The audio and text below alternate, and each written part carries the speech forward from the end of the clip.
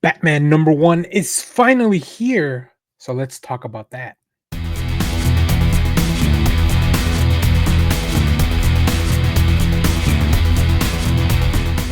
Hello, everyone. Daniel here from the Next Issue Podcast. On today's video, I'll be doing a review for Batman number one. This is a new book kicking off a new series in a whole new direction with a new creative team for Batman from DC Comics. This is written by Matt Fraction with art by Jorge Jimenez, Tommy Moret on colors, letters by Clayton Cowell. In this book, a bold new era of Batman and the Dark Knight starts here. A new day dawns for the Dark Knight detective as Eisner Award winning writer Matt Fraction, who you may know from things like Hawkeye, one of the most celebrated series over at Marvel, Superman's pal Jimmy Olsen. He joins forces with superstar artist Jorge Jimenez, who's been working on Batman for quite a while and has become, I feel, one of the pantheon of Batman artists, at least of the modern era. This is going to be an unforgettable new era for Batman. The best superhero in comics gets a brand new first issue to kick off this new age that will test Batman and Bruce Wayne like never before. Now, I was able to read both issues one and two of this a little while back, and I made a video about that, so you can go check it out. But I do want to reiterate this book is fantastic. And we're going to do a follow up video full of spoilers with everything that happened in the first issue. But this is just a quick review of the first issue for you to know, do you want to pick this up? Is this something that appeals to you as a comic book buyer? And then the reasons why you probably should. Now, this Batman title has only been rebooted 3 times. So there's not a lot of Batman number ones out there. So that's, as far as collectability, that's one issue, one thing right there, right? There's a lot of really cool blind bag variants. There's a lot of really cool stuff that DC's doing to kind of put this off, put this over like the big title that it is. We have a really interesting first appearance, which you may want to check out. A character that feels like it's going to be kind of important, or maybe at least woven into the fabric of Gotham. But Matt Fraction starts to unravel this story in such a fun way. There's a lot of loose ends left from Chip Zdarsky's run that were kind of just changed, right? Vandal Savage is now the commissioner of the GCPD, so like that's one big thing. How does Batman operate in a city where he himself is being sought out by the police? He's not, and Vandal Savage, Batman has he's lost a lot of his money. He doesn't have his house. We're trying to get all that back, and eventually he's had some of that stuff kind of come back to him. Now, the thing that also adds just another great layer is that Jorge Jimenez over the past few years has been perfecting the way that he approaches Batman. Jimenez has this really cool dynamic style, very edgy, and by that I mean like there's some very angular lines. There's a lot of really cool. It's very clean, very crisp art. I really love the way that it works, and of course with colors by Tommy Moret, like they really make the city pop. Interestingly enough, this first issue, has a lot of scenes that take place during the daylight. We get some really cool redesigns of some old characters, and as I mentioned, the status quo is not what you're used to when reading a Batman book. So on top of all that, there's the intrigue of how will Batman, what's going to be his new upcoming test. It also feels like Matt Fraction has made it a point to make Bruce Wayne a big part of the run as well. So we're going to be getting developing stories from both sides of this one character. There's some really charming stuff as well. I don't want to go too much into detail here because it would be a little bit of a spoiler. But it's a big deal. I think I've been reading comics for a long time now, and I have not been excited for a reboot and a number one like this for a long, long time. Maybe since we got out of, maybe since DC Rebirth, but even then, that didn't really fully reboot everything on the Batman side of things, right? The New 52 did not. We got a new number one, and they changed some things, but the Batman book overall, the Batman office didn't change many things from that. They just kind of compressed the line. So I'm a big fan of Matt Fraction. That Hawkeye run is something that I recommend to any new reader to come in, and it's very new reader friendly comics. So I also appreciate that we're gonna get a Batman that is gonna be new reader friendly, because the big part of this is the big thing that DC is setting out to do, other than tell these really cool stories, is to get more readers. And after the success of Superman this summer in the box office, I have never had so many people ask me, what comics should I read? Where can I start? And now I'm very happy to tell them you can just jump on to Batman number one, because it is a great, great comic to start with. It's really cool to kind of come in as a new comic book reader, as I kind of did with the New 52, and be welcome with a number one issue. It feels like a barrier that you can surpass. So it's a barrier that you're not going to get stuck on there. So very excited for a lot of this. But the book is great. The story's fantastic. The way that Matt Fraction is reaching for the core, the essence of what makes Bruce Wayne and Batman really exciting. And then, of course, we have Robin as well that will join the team eventually, which is my favorite Robin that's coming in, Tim Drake. So a lot of very cool stuff. But before we get out of here, I want to check out all the variants that we have, because they have announced so many cool things. So let's go take a look at that, and then we'll wrap up this video. We are back looking at all these variants now. This is just the beginning. There are 50 images on here on the League of Comic Book Geeks. There's probably more stuff out there. There's the blind bags that we haven't fully revealed all those. So let's go through some of these variants and take a look at what you could be getting at the shop this week with Batman number one. So that was the main cover. Then we have Mike Mayhew cover. Looks to be a 1 in 50. No. This is just a foil Virgin variant. We have another Mike Mayhew variant as well. You're gonna see a lot of these that may be they may be a repeat, because they look the same, but they just do like different treatments, foil and stuff like that. Dave Wilkins, that's very cool. The Virgin variant version of that. We have Tyler Kirkman, the 616 Comics variant. So some of these are commissioned for specific shops, and you can only get those at those shops. Here's another Kirkham, and one more with this. This one looks to be the foil. This is the logo foil variant. They've been doing a lot of these logo foils where it's just the emblem. We have a Jim Lee. I believe this is a wraparound, but I do like that we see here Anarchy in the back. That's very interesting. There's I wonder what that means for the story going forward. Mark Silvestri doing a Batman cover, J. Scott Campbell doing a Batman cover as well, Frank Quietly. A lot of these will also come in foil, so we might see them a couple times. This is Gabriel Delato, Julian Totino Tedesco, another bat symbol. This is the foil variant for Jimenez's main cover. Art Germ, of course, a blank cover so we can get a sketch on him. Andy Kubert, David Aja, who's collaborated with Matt Fraction in the past. Looks like we have a 1 in 1,000 Jorge Jimenez that's not been revealed yet, and a 500. So those are probably from the blind bags that haven't been revealed. Kubert has a blind bag. The Polybag Special Edition has a blind bag. So it looks like a lot of these will also be the blind bag foil variants of the normal stuff that we've seen. That's very cool. I hope I get some of that stuff. Yeah, the Lee is Jim Lee's connecting for sure. You can kind of tell. Okay, let's see. I think we've seen most of these. Yeah, a lot of these are probably going to be the same. Oh, and then of course the design wraparound. So this is only half. There's another half that you can't really see it because of the format. Oh, the Johnny Yang foil variant is really cool. I got to meet Johnny at one of the conventions recently. Riley Rossmo doing Batman cover. Dan Mora, of course, with his Fan Expo exclusive. You should check that out if you're one of these Fan Expo events soon. Felix Leon Web Store. This is by Felix Leon. Some specific variants there. Cal New, who just did a really cool Shredder cover as well. This is for the Hollywood Theater Rose City Comic Con by Steve Lever. Then Ben Oliver here for Midtown Comics. Rolling Wave Comics by Dan Penosian.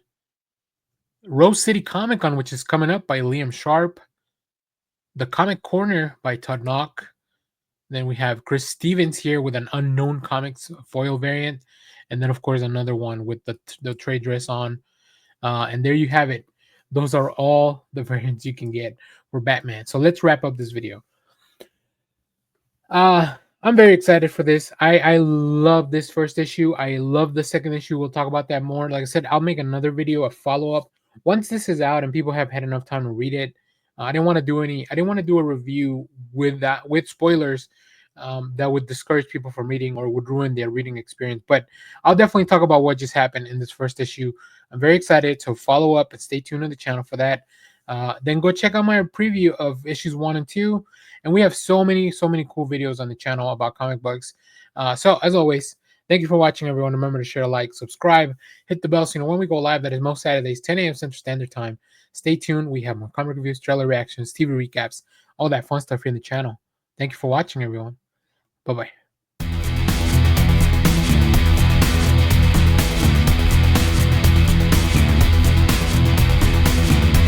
Philip Kennedy Johnson and Scott Godlewski reunite to continue their Superman saga. Let's talk about that in this video.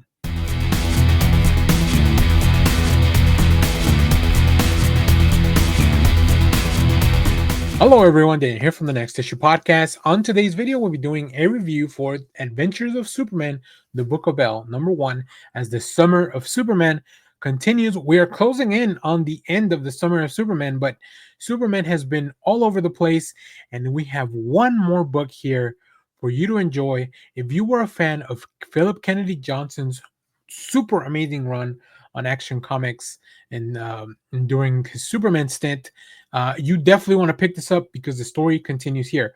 But I will tell you this up front. If you haven't read all that stuff, you can read this book without. You get enough context, but you will definitely enjoy it more if you have read that run. But I can't with good conscience mention you have to read over 50 books or something to make sure that you can enjoy this. So make sure to check this out if you want. But let's talk about the creative team here. As I mentioned, of course, Philip Kennedy Johnson doing writing, with Scott Godlewski doing the art, Alex Guimarães on colors, letters by Dave Sharp. In this book, Superman returns. Fan favorite future state Superman, House of El creator Philip Kennedy Johnson reunites with Scott Godlewski for the adventure of the Book of El. As the super family settles into a well-earned time of peace, a powerful ally turned enemy invades Earth with an army at his back and a god aspect of Olrun, mad god of the first world. When even the super family lacks the power to stop him, Superman is sent against his will to a place he's never been, where he will find allies he could never have expected, concluding the events of the future state run by Philip Kennedy Johnson in Action Comics. The epic adventure begins here. There's so much going on. There's so much going on, but I cannot recommend enough that you go check this out. And as I mentioned, the best way is to go to your local library or maybe check out on Hoopla with your library card, or even just check out the subscription for DC Infinite to catch up on all the stories from Action Comics and Philip Kennedy Johnson. I got to meet Philip Kennedy Johnson a little while back in the at the last convention. He was here, and we knew that this book was coming, and he was very excited about it. He talked a little bit in one of the panels about writing and some of the stuff that he does to kind of bring stories like this put together. And then, of course, that amazing run that took Superman over to Warworld. But this is great. There's a lot of feelings. I feel like the thing that Philip Kennedy Johnson does really well when writing this character is include the family in a way that feels natural, that feels you feel like you care about these people. You feel like you're part of that family, that you're kind of going through all this stuff along with them. So really, really recommend you check this first issue out. Scott Godlewski does some amazing art. Big fights, big bombastic scenes as you need to in this. This is 28 pages, so it's a little bit oversized from the 22-page normal story that you would get. So you get a lot of bang for your buck here as this new adventure begins. Highly recommend you check this out. And of course, I mean, that cover is so beautiful. That main cover that you're probably seeing next to me on this video. So if you have read this book, let me know what you thought about it down in the comments as always.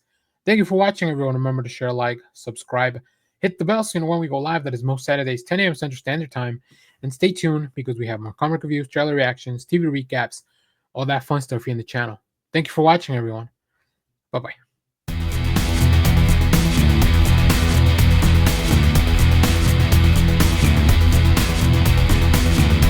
The hunt for the Millennium Falcon kicks off right here. Let's join Han Solo in this new adventure. Let's talk about it in this video.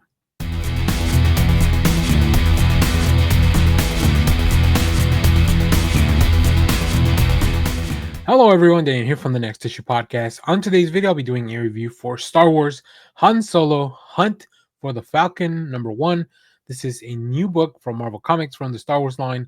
This is written by Rodney Barnes with art by Ramon Rosales, Guru Effects and Colors, letters by Joe Caramagna. In this book, set in the period between Return of the Jedi and The Force Awakens, Han Solo feels restless with his domestic life and sets out to reclaim the Millennium Falcon, which has gone missing. He and Chewbacca embark on a hunt as various rogues, including the scoundrel Duquesne, have claimed the ship.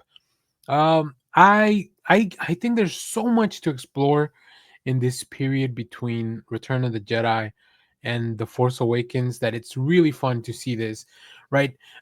This book is kind of in celebration of 10 years of The Force Awakens, which is very like it's a movie that I enjoyed very much. And going back to see this is an older Han Solo, right? This is an older Han Solo, like very close to what we saw in the movies. He's already had Kylo Ren. Or I guess Ben, but he's no longer with Leia. So it's a really fun time to play around in this world.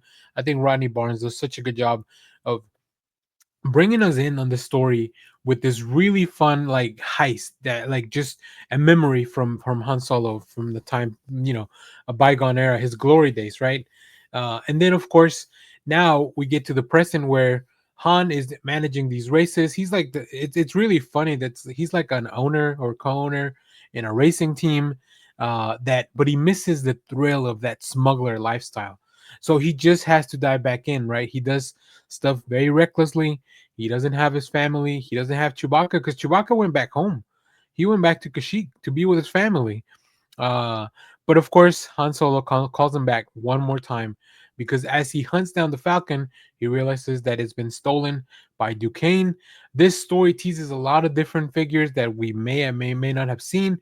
We get to see Lando Calrissian. We get to see Chewbacca fighting this like giant spider creature. It all really works very well. I think that Rosanas and Guru Effects does such a good job of just capturing the feel and the look of what these movies have been. He draws a. I like the way that Rosanas does the Han Solo's face. Like it feels a lot like Harrison Ford, like that gruff old man. And then of course Lando, like with his cool demeanor, right? Which is funny because he looks a lot more like Billy D. Williams, but he's dressed more like the Lando Calrissian that Childish Gambino portrayed. So it's really fun to kind of see the mix of that and them embracing both portrayals of the movie. Seeing Han Solo behind the wheel of even a speeder is really fun as well. And then of course him finally kind of taking off, running around with his own little and with his own little droid to help him out. And of course he has to enlist the help of his one and only Chewbacca, which is cool. We get to see Chewbacca's family. That's also really fun. We get to see Lumpy, which I like that Lumpy's now kind of like a teenager at this point, so he doesn't appreciate being called Lumpy. I didn't even know that wasn't his real name, so that's kind of a cool thing. And then, of course, the reveal of like what they're gonna have to do, and this Duquesne character that continues to do some really gnarly stuff. He's definitely a big scoundrel in the galaxy. He's not a fun smuggler like Han Solo was in his heyday. He's definitely a more cold blooded type of individual. So I will. I'm thinking this is going to be a 5 or 6 issue story, which is going to be fun. But I'm definitely going to wait to read the rest of this all in one go. I think it'll read better that way. A lot of these miniseries on Star Wars, to me, feel better that way. But I love the way that the character of Han Solo is portrayed, and then of course the way that we kind of just dive back in to a very familiar world, but in an unexplored era of time. So very excited to see where this goes. If you have read this issue, let me know what you thought about it down in the comments, and of course stay tuned because we have more comic reviews, trailer reactions, TV recaps, all that fun stuff here in the channel. Thanks for watching, everyone. Bye bye, and may the force be with you.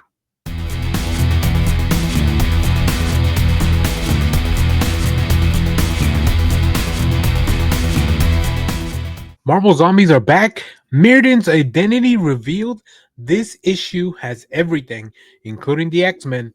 So let's talk about Avengers number 30 in this video.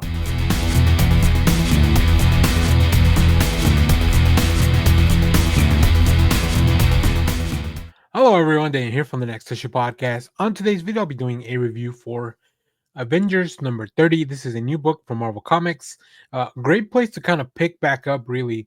I'm not current with the Avengers title, but I saw in the cover that they were teasing the return of a big bad, the Marvel Zombies, and I wanted to check it out.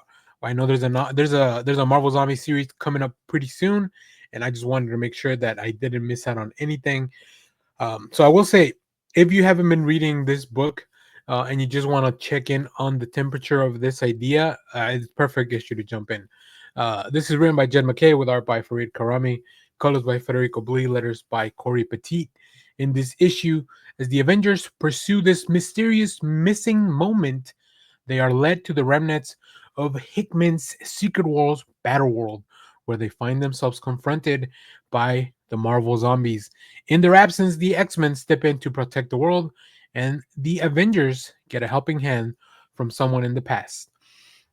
This is such a fun issue to kind of jump in. But first of all, let me talk about the art. There is something about drawing a book like this with so many characters that just feels very cool when you have the right artist. And I think in this case, Karami is the right person for the job. They have such great style, really cool character designs. Like the Avengers have been through a lot, but then you also have to draw the X-Men.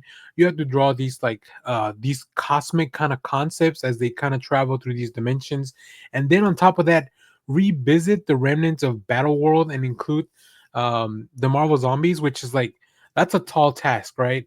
I really think this was a fun issue. I really have been enjoying this run on the Avengers, but I've been reading stuff like each little arc that kind of wraps up. I've been kind of catching up on that, so I hadn't been reading the past few issues, but I wanted to jump on this one as soon as I saw that little tease on the cover. So now let's talk a little bit about the writing. I think Jed MacKay just is able to build like really cool stuff, grabbing from these classic storylines. And just it makes for very compelling stuff when it comes to superhero comics. I think the story here doesn't feel very convoluted, and it feels like very important. And then of course, not only do we have this big clash of the forces that are going on in this book, we also have a big reveal of who is Mirrodin. This has been something that kind of kicked off very early in the Avengers run, and although I think if you pay attention to the book, you can probably kind of figure out what's going on. It all really connects really cool. Like it's a very cool way to connect everything back. So great atmosphere, really cool narrative as we kind of run through this issue and just things kind of keep happening. It's fun to see the X-Men step in to take care of the Avengers business while the Avengers are away. We get to see Hyperion coming back. We get to see the Marvel Zombies, and then of course this gigantic reveal. Also bringing in Hickman's Secret Wars like into the canon, bringing back the Marvel Zombies as a big threat for the Marvel Universe. It's a lot of really fun stuff. So I love that. I love the way that this is kind of just encompassing all that stuff, and it's a really fun issue. So highly recommend you check this one out if you haven't. And if you have read it, let me know what you thought about it down in the comments. What do you think is going to happen next as the Marvel Zombies confront the Avengers? Because an infection can spread very quickly. So as always, thank you for watching, everyone. Remember to share, like, subscribe, hit the bell so you know when we go live. That is most Saturdays, 10 a.m. Central Standard Time. Stay tuned. We have more comic reviews, trailer reactions, TV recaps, all that fun stuff here in the channel. Thanks for watching, everyone. Bye-bye.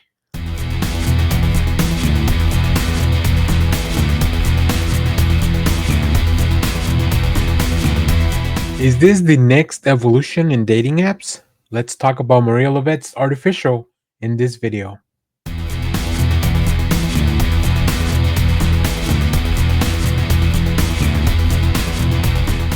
Hello, everyone. Daniel here from the Next Issue Podcast. On today's video, I'll be doing a review for Maria Levett's Artificial Number One. This is a new book from Image Comics, written, illustrated, designed, and letter by Maria Levett. I am a big fan of Levett's work. We've talked about a lot of the comics that she's created, mainly through Image Comics, or at least brought and published by Image Comics.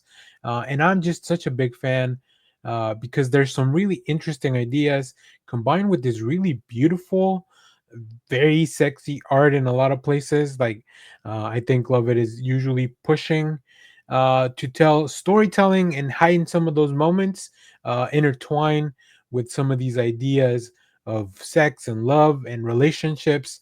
So I really like how these ideas are approached. In this book, we meet Clara, a jaded fashion stylist who signs up for an ultra premium dating service that provides hyper realistic android partners. Her perfect match quickly malfunctions from attentive to possessive, turning the fantasy into a toxic techno noir nightmare. This is part sci fi thriller, part toxic romance, kind of like a Terminator colliding with 9.5 weeks later, or 9.5 weeks type of thing. There's a lot of things about obsession, sensuality, stalking, thriller, and of course the everything here powered by this AI intimacy gone wrong. I was very intrigued by this idea and really, really enjoyed it. I think that this book delivers on what it's promising. This is going to be a really fun series. There are seeds planted in this issue, so there's some very cool pacing here. We're not rushing to any conclusions. And then, really, the idea of this is kind of all brought up very naturally. We don't really rush into anything. I think Lovett's work with these little small panels really help with like learning how to read and paste this comic book. I think this would actually read really cool in the guided view, but I enjoyed it regardless. I think I love the use of colors and this imagery, and then these panels that kind of zoom in on very specific parts of the people that are in on the panels themselves. So yeah, it really really works. But then when you finally realize that this is all this dating app, this is all this AI android that's kind of generating this relationship. I think Clara has some really interesting friends that kind of go along with this. Like you have to get them in here, but then we do see a crucial moment where things are gonna start going wrong. So I really enjoyed it. It was a really fun time, really great stuff. I can't wait to see where we go here from the rest of the series. And like I mentioned, you can check out some of other Lovett's work, like Violent Flowers is the more recent one. Crave is another one about a really cool, not really cool, but kind of like this other app where things go haywire. And then the one shot of all the things we didn't do last night, which is one of my favorite ways to introduce uh, people to Maria Lovett's work. This is really, really fun. So I'm very excited for people to read this. I'm very excited to see where this go from here. This does have some nudity if that's something that you're not into or just not want, I'm sure at the shop they'll have my shop normally when an issue or when a comic book has nudity, it'll normally have it pre-bagged and board just so like people don't page through it at the shop. So maybe your shop does something similar. Usually they put them in the higher shelves as well, and the more kid friendly stuff closer to the bottom. So really interesting. Let me know what you thought about this if you have read. And of course, stay tuned. Leave us a comment about this book or any other book that you picked up or you want to see us review. And stay tuned and come back because we have more comic reviews, trailer reactions, TV recaps, all that fun stuff here in the channel. Thanks for watching, everyone. Bye bye.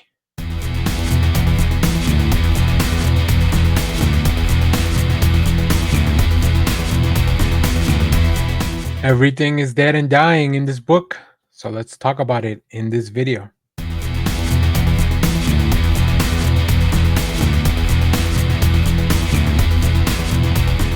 Hello everyone, Daniel here from the Next Issue Podcast. On today's video, I'll be doing a review for Everything Dead and Dying number one. This is a new book from Image Comic from the Tiny Onion imprint. This is written by Tay Brumble with art by Jacob Phillips, colors by Pip Martin, letters by Aditya Vidikar. Very, very interesting. I got to read this a few weeks ago, ahead of its release, and I was blown away by the way that this book just tells a very what feels to be like a really beautiful story intertwined with this like surreal kind of horror thing that is creeping all throughout the book, every page, every turn. So we'll talk about that. In this book, in a rural farm, Jack keeps living his routine: breakfast with his family, friendly nods to the neighbors, chores in the fields, and then reality starts to bleed in. Those domestic moments start fracturing with abrupt panels of decay. Everyone in town, Jack's family included, there's something wrong with them. Everything is in shambles, but it seems that Jack is the only one that can move forward, coping with this by performing his old life beat by beat, tending to the crops and living alongside all his usual people. This is a very, very interesting um, approach to a storytelling about maybe like this post-apocalyptic world. I had no clue that this is where we were gonna go, but this just a very intriguing kind of like this zombie fiction idea that I had never really experienced in recent memory. This feels like something fresh, something very creepy. Like there are tone like you can see things start to fall apart very quickly in this book, but you don't really know what the heck is going on until you start really digging into this. And then, of course, the book itself not only presents these really cool ideas of this, this individual doing same thing day to day, living or trying to live a regular life, but as things kind of start, like there are turns of the page here that I was just like, what the hell just happened? But then as you kind of learn and experience, and the world keeps building out, all this brought to life by Jacob Phillips is amazing, incredible, like super disturbing art. Like there are some pages on here that I don't even know if I could put up on YouTube. They might get taken down, or the video might get flagged, just because of how gnarly it is.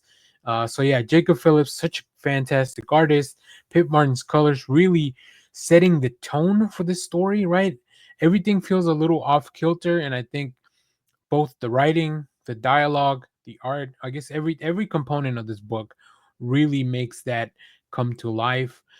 Even some of the lettering, some of the noises that you kind of hear, creaks and moans and like groaning, which really builds the atmosphere right for this book. It's a fantastic way to kick off a story. It's a oversized book. I think there's about if you take out some of the ads at the end, there's maybe like 38 pages or so in this story. And I can't wait to see where we go from here, because obviously we are left in a world that maybe Jack knows how to deal with, but what happens when he encounters others? That's really the crux of this, right?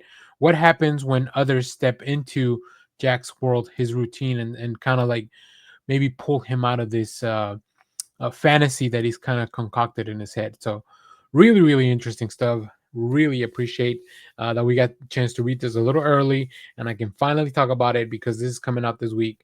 So, if you have read Everything Dead and Dying, number one, let me know what you thought about it down in the comments. As always, thank you for watching, everyone. Remember to share, like, subscribe, hit the bell so you know when we go live. That is most Saturdays, 10 a.m. Central Standard Time. And stay tuned because we have more comic reviews, trailer reactions, TV recaps, all that fun stuff here in the channel. Thanks for watching, everyone. Bye bye.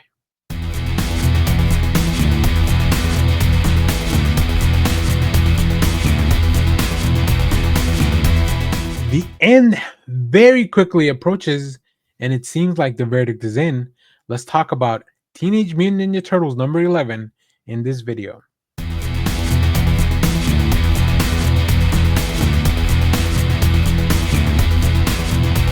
Hello everyone, Dan here from the Next Issue Podcast. On today's video, I'll be doing a review for Teenage Mutant Ninja Turtles number 11. This is a new book from IDW. As we approach the exchange, the changing of the guard from the creative team here. But this issue itself is written by Jason Aaron with art by Juan Ferreira, letters by Sean Lee. In this book, The trial of the turtles, we have its climax. The brothers stand accused of a murder they didn't commit. Casey Jones finally wakes up from a coma. Go check out his upcoming series that will be spinning out of this. The Foot Patrol, they are roaming the streets, and April O'Neil, of all people, maybe New York's best chance to turn the tide. This is a really crazy kind of courtroom drama that it all really falls and aligns and brings everything to the fallout that will be issue number 12, which will be capping off this run before the new creative team takes over. um, I really like this issue because we feel like some of these bad guys, including like especially the mayor, like he's finally getting some comeuppance. We get to see some really fun characters like Bebop and Rocksteady. You'll see in the preview pages, but also the Turtles and New York have had this really fractured relationship, right? Throughout these 12 of these previous 10 issues, we've seen the brothers themselves heal their own relationship from whatever happened at the end of the last run. The places that they were lost, it was a family that was broken, and now those fences are beginning to mend. But the relationship with New York City is something that they still need to fix. And like I said, this book, it doesn't rush through anything, it brings everything into play. And I just really appreciate that we get a lot of action, we get some cool surprises. As I mentioned, April O'Neil, kind of like the MVP of this issue. There's this gigantic splash page in the middle of the book that just, it's so cool.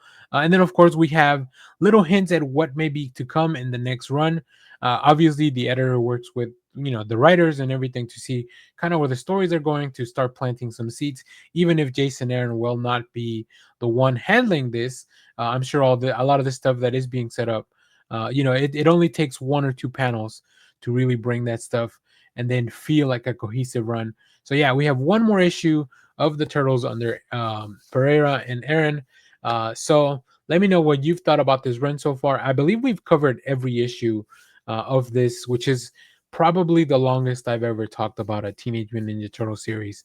And hopefully we can just keep going after the new team takes over. We'll talk more about the upcoming team in a different video. But if you have picked this up, let me know what you thought about Teenage Mutant Ninja Turtles number 11 down in the comments. As always, thank you for watching, everyone. Remember to share, like, subscribe, hit the bell so you know when we go live. That is most Saturdays, 10 a.m. Central Standard Time.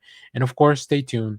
We have more comic reviews, trailer reactions, TV recaps, all that fun stuff in the channel. Thank you for watching, everyone. Bye bye.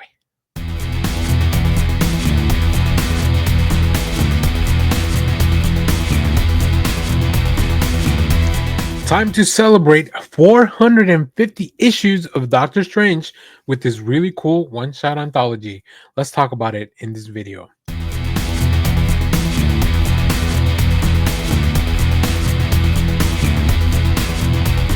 Hello everyone, Daniel here from the Next Issue Podcast. On today's video, we'll be doing a review for Doctor Strange number 450, a really cool milestone anniversary issue.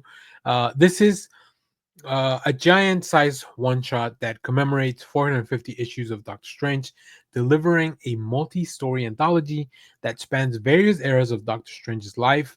It teases a bold new status quo as the Sorcerer Supreme of Asgard. So you should go read that series that ties into the One World Under Doom, because at this point, Stephen Strange is not the Sorcerer Supreme of Earth. He lost that title to Doctor Doom. So we get glimpses of both his past and the future as we go forward. So very, very cool stuff. I think I'm going to go through each one of the stories and talk a little bit about that, as opposed to, I think it'll be better for us to just kind of explore each of the stories. So we have, so let's start with The Language of Threads. This is written by J. Michael Straczynski with Lee Ferguson, colors by Carlos Lopez. All stories in this issue were lettered by Corey Petit.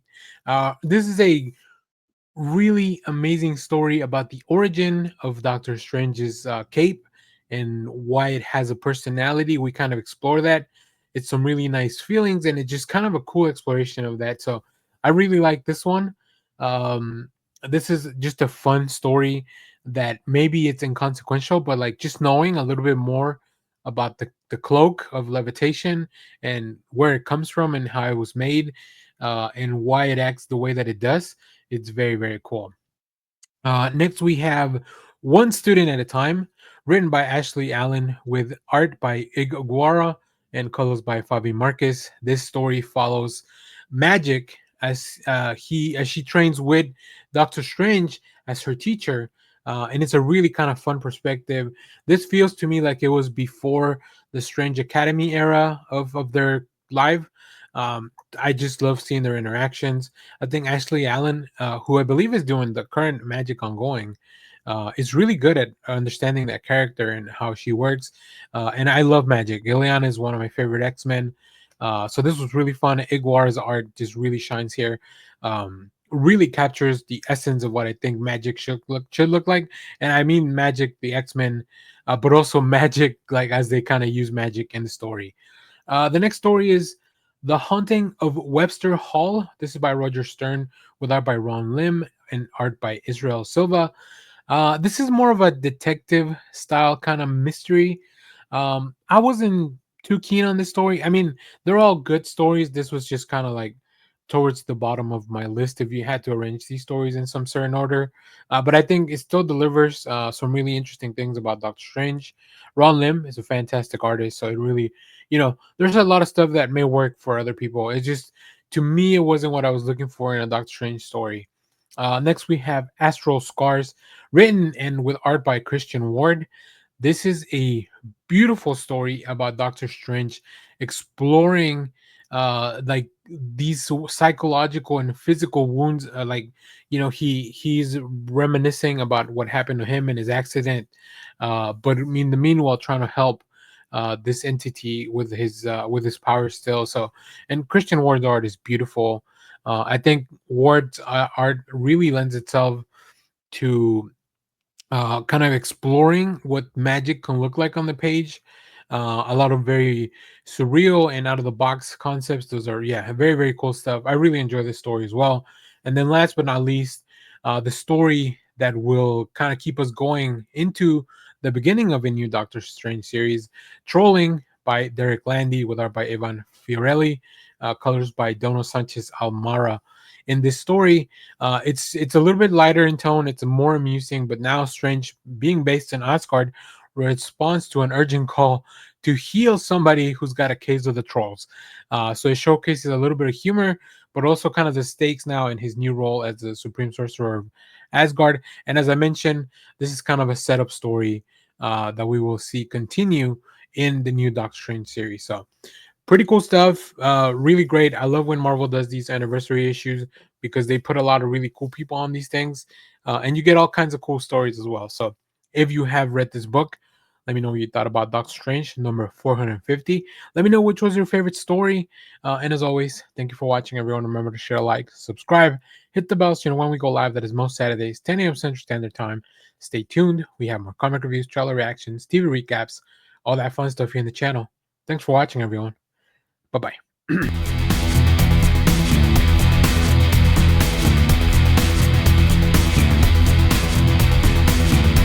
A heart tugging sci fi story about robots falling in love, and also maybe a war is just about to break out between the US and Canada. Let's talk about it in this video.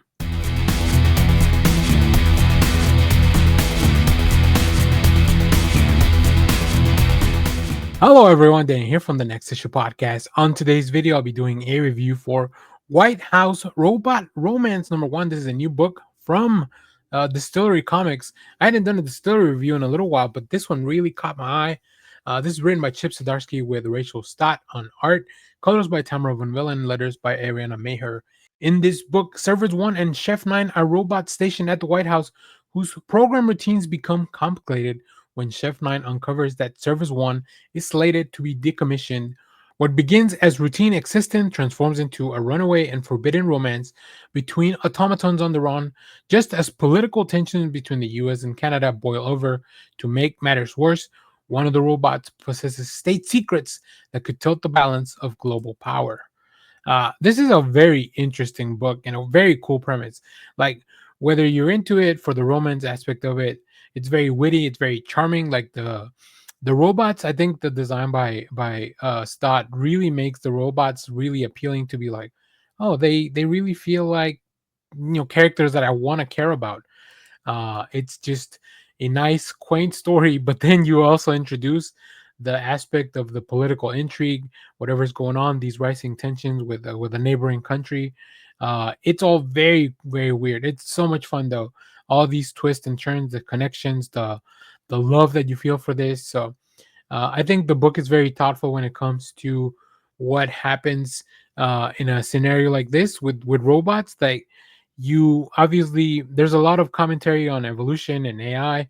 There's a subplot about an artist working with robot, which of course AI assisted art, or just AI in particular, is a very relevant topic as well, especially when it comes to the comic book industry. But it really goes deep into a lot of these things, explores these ideas, and the book has a lot of time to explore these ideas because these distillery issues are oversized, right?